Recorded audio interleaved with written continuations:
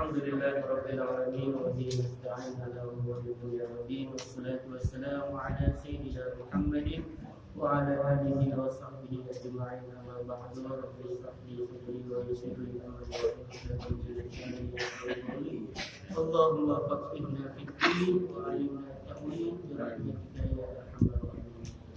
Yang kami muliakan pengurus mushola Nurul Iman khusus Anda Ustaz Mawan serta seluruh pemirsa pada jauh hari dan seluruh pengurus mushola Nurul Iman, terima kasih kami mudah-mudahan seluruh pengurus dan keluarga selalu berkah yang sama-sama kami hormati guru kami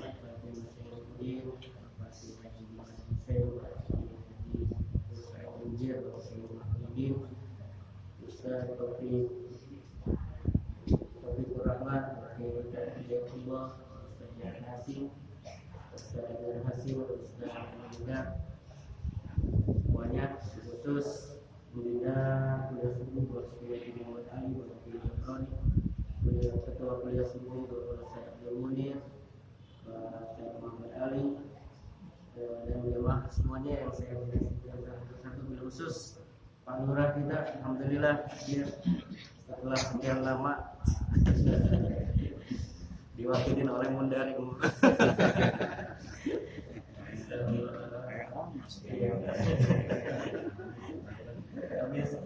Kantor lurahnya digusur belum dibangun. Terima kasih. Mudah-mudahan cepat sekolah sama kelasnya. Bapak-bapak sekalian, para ketua masjid, para ketua mushola, para kiai, para ustaz, para guru kami yang saya tidak sebutkan satu persatu, namun tidak mengurangi menghormati dan juga saya. Saya bagian mengisi tentang fikih. Jadi kemarin bab kita, kewajiban kita sebagai muslim, kalau ada yang meninggal, pertama itu memandikannya, kemudian mengkafankan, menyolatkan, dan menguruskan. Nah, menyolatkan ini kalau ya tergantung situasi ya. Kalau misalnya yang jauh mungkin sudah bisa sholat gaib. Tapi ingat catatannya, sholat gaib itu kalau jenazah itu sudah jelas dikafankan gitu. Jangan baru diumumin innalillahi wa sholat gaib gitu, jangan. Nah, cuma di Azra itu yang kemarin profesor itu di Malaysia ya. Baru meninggal misalnya sholat gaib buat sebagai dua di apa dokter di Malaysia, jangan. Tapi kalau udah ketahuan dikafankan, itu baru kita sholat gaib. Kecuali kalau yang pesawat yang udah nggak bisa di laut itu nggak bisa ditimbulkan lagi, silakan.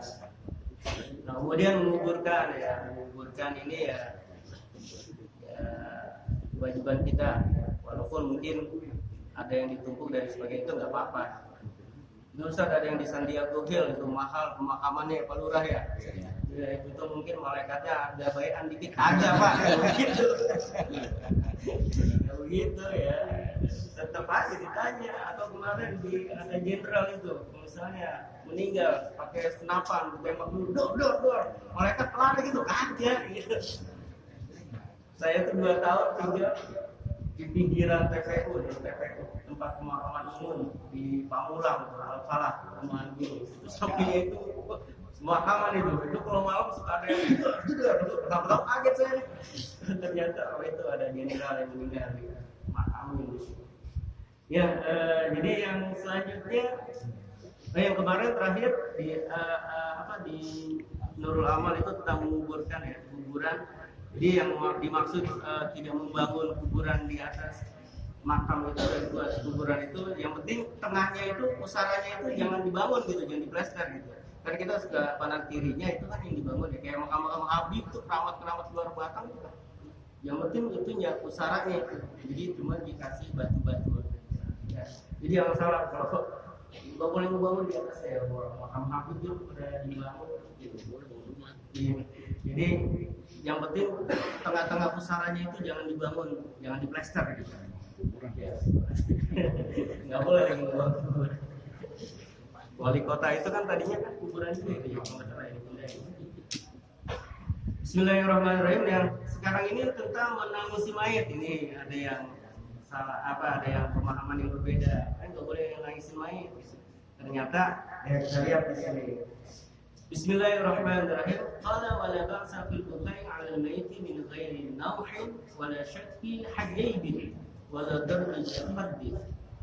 Yajuzul bukaa 'ala al-mayt qabla al-maut wa ba'dahu.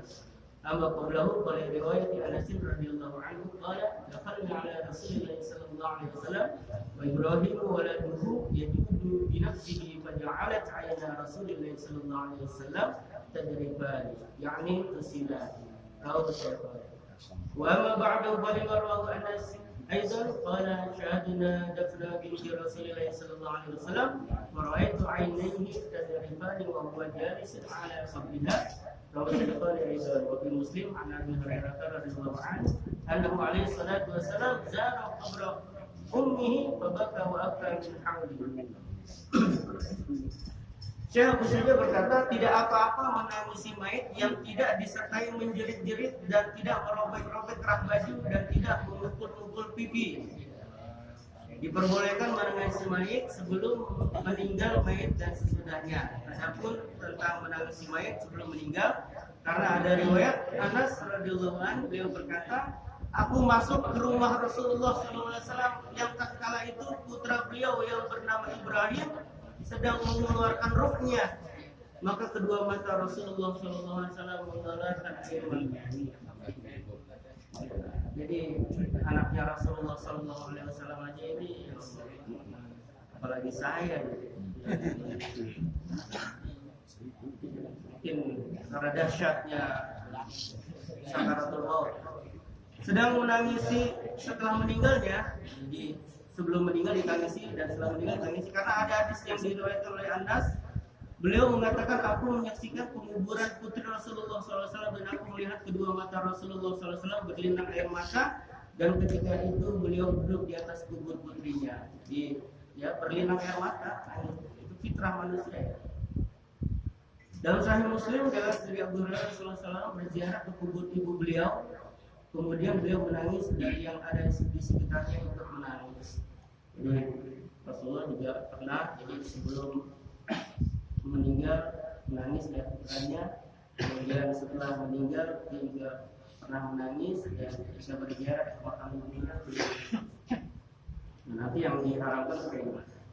Wa'alam anna al-awla 'adam al-bukai ba'da al-maut wa qad qala ba'duhum bil karahati li qawlihi sallallahu alaihi wasallam idza wadabat fala tabkiyanna باكية إسناده صحيح ومعنى وجبت فرجت والبكاء بالقصر الدمعي وبالمد رفع الصوت وتحرم النياحة على الميت ولصاحبها عقوبة عظيمة.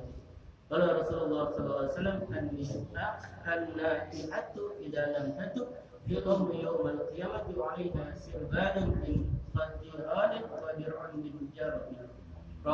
Ketahuilah yang lebih utama tidak menangis setelah meninggalnya, karena sebagian ulama mengatakan makruh, sebab Rasulullah SAW jika telah meninggal janganlah ada seorang pun dari wanita-wanita yang menangis. Sanad ini sahih, sanad ini sahih. Makna wajibat ialah telah keluar rohnya. Lafaz buka apabila dibaca pendek alifnya berarti linangan air mata, sedang jika dibaca panjang alifnya artinya mengeraskan suara. Haram menangis menjerit-jerit atas mayit. Orang yang melakukannya diancam dengan siksaan yang berat. Rasulullah SAW bersabda, wanita yang menangis menjerit-jerit apabila tidak bertaubat kelak akan dibangkitkan di hari kiamat dengan baju kurung dari kotir. Kotir itu tembaga cair yang panas dan dari baju besi dari ulat gatal. Jadi ini sebabnya apa? Jadi jangan menjerit-jerit nangisnya. Ya, sekedar nangis keluar mata ya. Rasulullah pun begitu. Wa nawhu rafu sauti bin nadbi wa nadbu an taqula al-khasira wasnadahu waqiyatul zuhra wa azahu wa adriqu syawa'il wa nahwu dhalika qala alaihi salatu wassalam ma min mayyitin yamutu fayaqumu bakihi fayaqumu wajibalahu wasnadahu wa nahwu dhalika illa ukila bihi malakan ya'lamu anaka ismi makna nauf adalah mengeraskan suara dengan minta tolong. Makna nadbi adalah perkataan wanita dengan ucapannya, wahai sandaran diriku, wahai kekuatan tulang belakangku, wahai kemuliaanku, wahai orang yang baik perilaku dan buktinya dan lain sebagainya. Ini orang-orang yang teriak-teriak kalau ada yang meninggal begitu. Sandaran kita adalah Allah Subhanahu wa Ta'ala. Rasulullah SAW bersabda, apabila ada seorang yang meninggal kemudian ada orang yang menangisinya mengatakan wajibat wasnadat, wahai gunungku, wahai sadaranku dan lain sebagainya, niscaya ada dua malaikat yang ditugaskan kepada mayit itu menusuk-nusuk badan mayit itu dengan mengatakan apakah benar engkau adalah gunung, apakah benar engkau adalah sadarannya. Jadi malah tersiksa ya benar gitu pada orang-orang. Benar kalau yang bilang nanti kalau nangis yang begitu itu yang bilang dia sandaran saya, itu nggak percaya sama Allah. Nanti itu kalau dia ngomong gitu malaikat jadi tusuk-tusuk atau baiknya malah menyiksa. Jadi sedihnya sebenarnya lagi ya Pak. Walah darabu sadri bil yadi wa hiya maqbudah amma shaqqul jili wa darabu sadri wal qatl wa nasf al-sha'ri wa du'a bil wayl wa yadhalik haram wa amru bil wala Rasulullah sallallahu alaihi wasallam laisa minna man daraba al-khudud wa shaqqa al-juyub wa da'a dahwa al-jahili. Yang dimaksudkanlah adalah memukuli dada dengan tangan menggenggam, adapun mencobek-cobek kerat baju, memukul-mukul dan memukul-mukul dada dan pipi, mengirak-irak rambut dan menyentuh dengan sebuah celaka dan lain sebagainya adalah haram, dan hal itu adalah perbuatan orang-orang jahiliyah. Rasulullah SAW bersabda, tidak termasuk golongan kami orang yang memukul pipi dan menyobek-nyobek kerat baju dan memanggil-manggil seperti memanggilnya orang jahiliyah. Orang jahiliyah kayak gitu dulu. Jadi biar mayatnya atau jenazahnya itu orang yang besar gitu, orang yang lebih diuntungkan, mereka berkesan gitu. Tapi kalau saya meninggal, tolong tangisi saya sekeras-kerasnya, itu dibayar.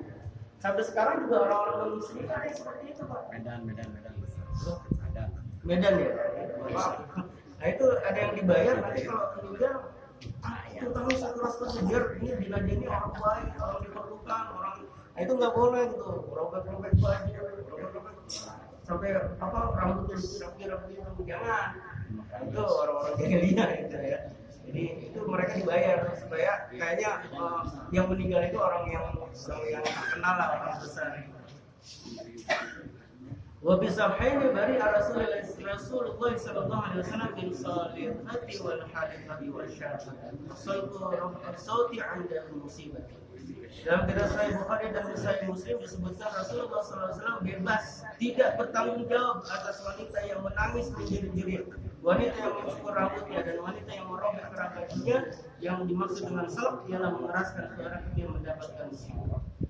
Kadang-kadang kalau misalnya wanitanya sudah siap mentalnya, kalau bisa ya dijaga Pak, jangan sampai seperti itu. Wal ma'na fi tahrim dzalika annahu yushbihu tadalluma biman zalama wal istighatsah min dzalika. Wa dzalika 'abdun min Allah subhanahu wa ta'ala hakim. Hikmah diharamkannya menjerit-jerit menangis mayit ialah karena menangis yang demikian itu serupa dengan mengadukan penganiayaan dari seorang yang menganiaya dan minta pertolongan atas penganiayaan itu. Padahal pengambilan ruh manusia itu merupakan keadaan dari Allah yang Maha Suci, yang Maha Mulia dan yang Maha Bijaksana. Jadi ruh itu ya urusan Allah Subhanahu wa taala. Jadi jangan sampai ada orang masuk, wah gimana gitu. Itu urusan Allah, enggak ridho atau enggak rela gitu dia meninggal. Jangan seperti itu. Itu urusan Allah Subhanahu wa taala. Walaupun kita sedih juga ada orang yang kita mendengar ya jangan sampai menjerit-jerit. Terakhir, وقد جاء في الحديث الصحيح ان الميت يعذب ببكاء اهله عليه ولو وقعت هذه الامور هل يعذب الميت بهذه الافعال الجاهليه لدرجه الاوصى بذلك كما يفعله بعض اهل القبور وبعض اهل البوادي بان يوصيهم بذلك ويقول اذا مت فنوحوا علي يحزنهم بذلك فهذا يعذب لأنه أوصى بما جاء رسول الله صلى الله عليه وسلم بتكريمه وإماتته وإن لم يوصي بل فعل أهله ذلك لا برضاه ولا باختياره ولا يعذب إن شاء الله تعالى. Dalam hadis sahih dikatakan sesungguhnya mayat itu disiksa dengan sebab tangisan keluarga atasnya. Jadi seandainya hal itu terjadi, apakah mayat itu disiksa karena perbuatan jahil itu? Dalam hal ini harus diperhatikan dulu. Jika mayit itu berwasiat supaya ditangisi sebagaimana menangisi orang-orang jahiliyah seperti yang dilakukan oleh sebagian orang-orang kaya dan orang-orang desa yang tidak tahu itu, misalnya berwasiat dan ucapan jika aku mati menangislah kamu sekalian dan minta tolonglah karena aku, dengan maksud agar menyedihkan keluarganya dengan tangisan itu, maka orang yang demikian itu jika mati disiksa. Jadi wasiat itu tangis ya, tapi kalau nggak diwasiat memang udah mau meninggal gitu, kayaknya meninggal nih, ada yang enak-enak nih, udah mau enak ke dokter, wasiat tuh kita kalau meninggal tangisin ya, nggak boleh nanti malah disiksa dia. Sebab dia telah berwasiat dan wasiat yang diperintahkan oleh Rasulullah SAW agar ditinggalkan dihapuskannya. Jika orang yang mati itu tidak berwasiat, tapi tangisan itu dari kehendak keluarga sendiri, sedang orang yang meninggal itu tidak ridho seperti tadi, maka dia tidak ditinggalkan lagi. Jadi kalau main tapi kan kita ya kalau misalnya berfitrah itu kalau ada yang ditinggal, kita ditinggal pergi haji aja nangis gitu. Ditinggal. Mudah-mudahan kita berbakti kepada orang tua kita. Amin. Allah mudah-mudahan